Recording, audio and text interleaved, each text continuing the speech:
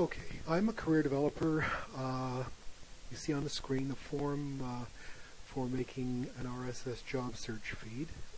I would like to encourage more job seekers to use RSS feeds to give them a series of jobs to consider rather than websites, but that's another story. Okay, so what I'd like to do is make a video about how to set up a job search feed using the Service Canada site. Again, let's leave that aside. Okay, I'm going to use CamStudio, and you'll see just how easy it is to use CamStudio to make a video about producing a job search feed with this site. Alright, now normally if I'm doing this, obviously I don't want my job seekers to see a film with CamStudio stuck up in front, but I'll show you in a minute how it's pretty easy to do that.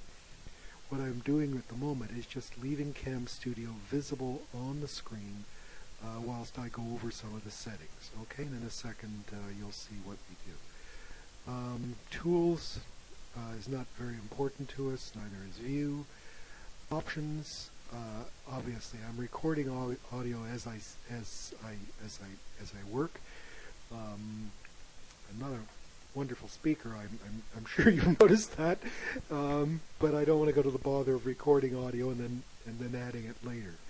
Okay, region, I'm recording everything on the screen. Now that does result in a bigger video, but as I mentioned in the course notes, if I try to use just a fixed screen, that is, if I tried to record just a portion of the screen and then convert the AVI output from CamStudio, there's a terrific distortion of the result when I do the conversion.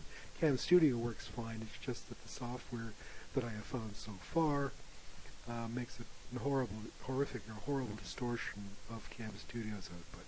So maybe one of these days I'll find something better. Okay, I'm recording now.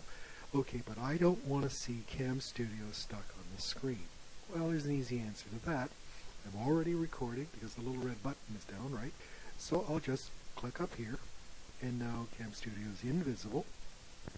And all I have to do now is start the film I'm making, right?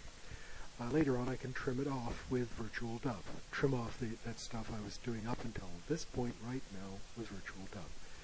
Okay, this is now a film about telling people how to do an RSS job search feed. Okay, to make a film about, or to use the job search feed, you go to this particular URL, which you could make a note of. Now, my recommendation is that, except if you're living in a very heavily populated area, perhaps Toronto, Vancouver, Calgary, one of those kinds of places, my usual way to begin is to leave the area here where you put keywords about what jobs you want empty, because it's not easy to select words here that will not tend to throw away a lot of jobs that you might be interested in. And furthermore, once you've produced an RSS job feed, it's very quick to go through the feed and identify the jobs that you would like to do. Okay?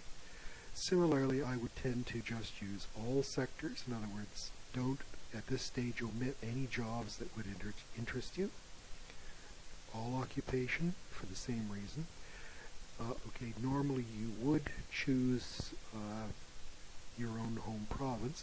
Now the problem with this, as a matter of fact, is that if you live in a community or an area of Canada which is on a border between two provinces, then you would probably want to produce two RSS feeds, one for one province, say Manitoba, and one for another province, the bordering province, say Ontario, and then with those two, follow both of those feeds with the communities on both sides of that interprovincial border or provincial border to get jobs near where you live. Okay, so let's just say I choose Ontario.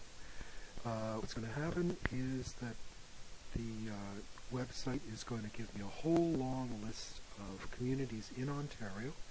What I do now is to press the control key on the keyboard and then select places that are near to where I could work.